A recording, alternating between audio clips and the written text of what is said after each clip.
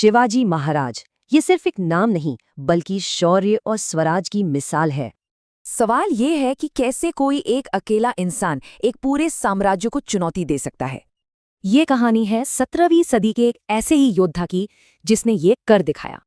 1630 शिवनेरी किला, यहीं शाहजी और जीजाबाई के घर शिवाजी का जन्म हुआ। उनकी मां जीजाबाई ने ही उनमें न्याय और स्वशासन मतलब स्वराज की लौ जलाई थी। सोचिए, एक तरफ बीजापुर सल्तनत और दूसरी तरफ मुगल साम्राज्य और बीच में एक स्वतंत्र मराठा साम्राज्य का सपना। और ये बगावत बहुत ही छोटी उम्र में शुरू हो गई थी। कितनी?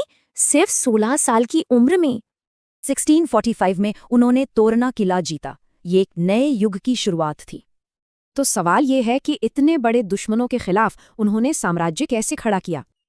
उनका सबसे बड़ा हथियार था गुरिल्ला टैक्टिक्स, मतलब अचानक हमला करो और गायब हो जाओ।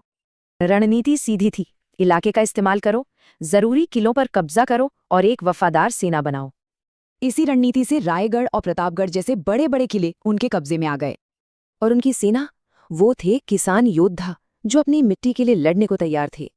देखिए, 1645 से 1666 तक का सफर, तोरना किले से आगरा तक, हर कदम पर चुनौती थी। 1659 में अफजल खान जैसे ताकतवर सेनापति का वध, ये उनके सबसे साहसी कारनामों में से एक था। यही नहीं, उन्होंने मुगलों के अमीर बंदरगाह सूरत को एक नहीं बल्कि दो बार लूटा। लेकिन 1666 में कहानी में एक मोड़ आया। औरंगजेब ने उन्हें आगरा में कैद कर लिया। एक पल को लगा जैसे ये विद्रोह और स्वराज्य का सपना सब खत्म हो गया।